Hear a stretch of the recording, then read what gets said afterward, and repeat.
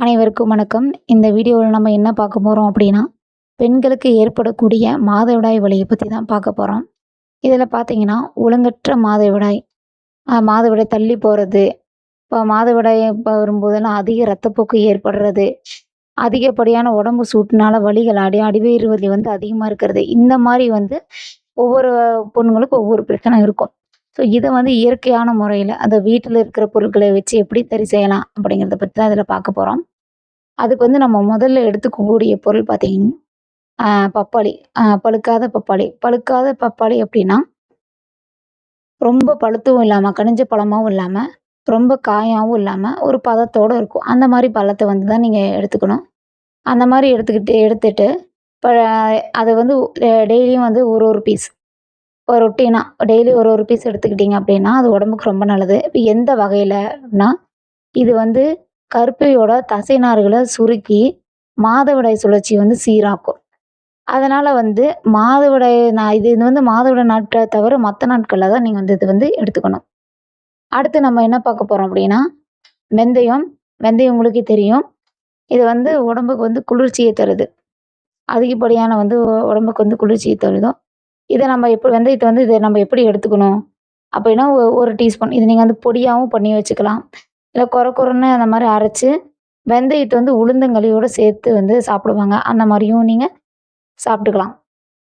இப்ப இந்த வெந்தயத்த எப்படி சாப்பிடணும் அப்படின்னா, அ வெந்தயத்த நல்லா பொடி பண்ணி, ஒரு 1/2 ஸ்பூன் 1/2 ஸ்பூன் வந்து 1 டம்ளர் தண்ணீல வந்து கலந்து குடிப்பாங்க. அப்படி இல்ல, நீங்க அந்த ஸ்டெப்ப ஃபாலோ பண்ணலைன்னா, நைட்டே வந்து தண்ணீல வந்து ஊற வச்சுருங்க. ஒரு 1/2 டீஸ்பூன் வந்து வெந்தயத்த ஊற வச்சு, அத வந்து மறுநாள் காலையில அந்த தண்ணி குடிச்சீங்கன்னா, உடம்புக்கு வந்து ரொம்ப நல்லது.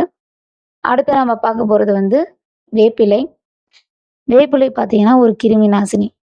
அதிகப்படியான பெண்கள் பார்த்தீங்க அப்படின்னா, பொண்ணுங்க ஹாஸ்பிட்டல்ல போய் எவ்வளவோ செக்கப் பண்ணி பார்த்துருப்பாங்க. அதில என்னன்னா, ஒண்ணு அவங்க வீக்கா இருப்பாங்க. அப்படி இல்ல அப்படின்னா, கர்ப்பப்பை வந்து கர்ப்பப்பையில நெறைய கிருமிகள் இருந்திருக்கும். அத எப்படி நீக்கணும் அப்படின்னா, அதுக்கு நம்ம முதல்ல எடுக்க போற ஸ்டெப் வந்து இந்த வேப்பந்தழ தான். வேப்பந்தழைய வந்து நல்லா அரைச்சு, நல்லா மைய அரைச்சு, அதோட சாறு புழிஞ்சு வீக்லி ஒன்ஸ் வந்து நம்ம குடிக்கணும். அப்புறம் ஒரு 1/2 டம்ளராவது நம்ம குடிச்சா தான் வந்து அந்த கர்ப்பப்பையில இருக்கிற கிருமிகள் வந்து வந்து கொஞ்சம் கம்மியாகும். அதாவது நீங்க அடுத்த மாதவிடாய் வரதுக்கு முன்னாடியே நீங்க இத செஞ்சிருக்கணும். அப்படின்னா கண்டிப்பா இது வந்து பலன் தரும். அடுத்து நம்ம என்ன பார்க்க போறோம்னா, அ கற்றாழை. கற்றாழையோட ஜெல்லு பார்த்தீங்கன்னா, ஃபேஸ்க்கு யூஸ் பண்ணுவாங்க. ஆ முடிக்கு யூஸ் பண்ணுவாங்க. இத நம்ம இந்த மாதவிடாய் வலிக்கு நம்ம இத எப்படி எடுத்துக்கணும்னா, காலையில வெறும் வயித்துல கற்றாழை ஜெல்லோட வந்து கொஞ்சம் தேன் கலந்து சாப்பிடணும். அப்படி சாப்பிட்டோம்னா, ஹார்மோன் குறைபாடு வந்து வராது. அடுத்து நம்ம பார்க்க போறது வந்து பழங்கள். அப்ப இந்த மாரி பீரியட்ஸ் பெயின் இருக்கிறவங்க பார்த்தீங்கன்னா, சரியான வந்து ரத்தம் இருக்காது. உடம்புல ரத்தம் அதனாலேயே வந்து வலி வந்து அதிகமா இருக்கும். ஸோ அதிகப்படியான பழங்கள், மேக்ஸிமம் ஜங்க் ஃபுட்ஸ் எல்லாம் அதிகமா எடுத்துக்காம, இந்த மாரி பழங்கள் அதிகமா எடுத்துக்கும்போது உடம்புல ரத்தம் வரும். நம்ம உடம்புல ரத்தம் வரும்போது, அந்த பெயின் வரும்போதெல்லாம் கெட்ட ரத்தம் வெளியேறிடுச்சுன்னா, உங்களுக்கு வந்து உடம்பு இன்னும் ஆரோக்கியமா இருக்கும். அடுத்து நம்ம பார்க்க போற பொருள் வந்து இஞ்சி. இஞ்சி வந்து ஒரு நோய் எதிர்ப்பு சக்தி. இஞ்சியில இருக்கிற அலர்ஜி எதிர்ப்பு பண்புகள் பார்த்தீங்கன்னா, வலிய குறைக்குது. இப்ப இஞ்சிய தட்டி நல்லா கொதிக்க வச்சு, அத அந்த தண்ணீல வந்து லைட்டா ஒரு டீஸ்பூன் வந்து தேன கலந்து நீங்க குடிச்சிட்டு வந்தீங்க அப்படின்னா, அது வந்து ரொம்பவே உடம்புக்கு நல்லது. இதனாலேயும் வந்து ஒழுங்கற்ற சீரே இல்லாத மாதவிடாய் வந்து குறையும். மாதவிடாய் உங்க சுழற்சி வந்து நல்லாருக்கும். அதே மாரி இஞ்சிய வந்து நீங்க டெய்லி ரொட்டீனா வந்து டீயில கூட ஆட் பண்ணிக்கலாம். டெய்லி டீ குடிக்கும்போது, இஞ்சி தட்டி போட்டு குடிச்சீங்கன்னா, அது ரொம்பவே உடம்புக்கு நல்லது. அடுத்து பார்த்தோம்னா லவங்கப்பட்டை. இது கடுமையான ரத்தப்போக்கு மற்றும் அடி வயிற்று வலி வந்து குறைக்குது.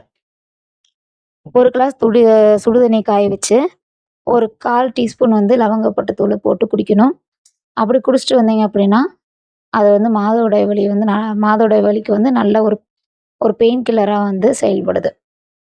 அடுத்து இதில பார்த்தீங்கன்னா, தேன் வந்து ஒரு நோய் எதிர்ப்பு சக்தி, இரும்பு சக்தி அதிகமா இருக்கும்.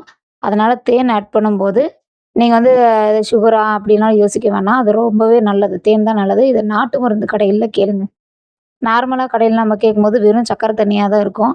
ஸோ நாட்டு மருந்து கடைகளில் தேன் வாங்கி லவங்க பட்டையும் தேனும் வாங்கி யூஸ் பண்ணுறது வந்து ரொம்பவே நல்லது.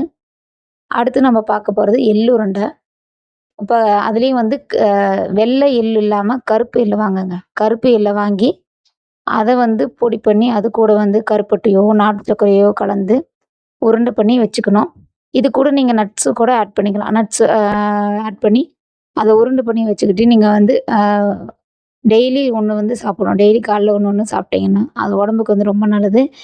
எள்ளுல வந்து இரும்பு சத்து அதிகமாக இருக்குது. அதனால் வந்து அது நோய் எதிர்ப்பு சக்தியாக இருக்கும். வலியை வந்து குறைச்சி விடும்.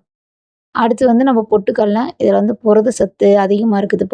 இது வந்து எப்படின்னா, இது எப்படி எடுத்துக்கலான்னா, பொட்டுக்கடலை வந்து நல்லா பவுட்ரு பண்ணி அது கூட கொஞ்சம் நாட்டு சர்க்கரை கலந்து சாப்பிடுவாங்க. இதையும் நீங்கள் ரொட்டீனாக எடுத்துக்கலாம். இந்த மாதிரிலாம் எடுத்துக்கும்போது மாதவிடாய் வலி கண்டிப்பாக குறையும்.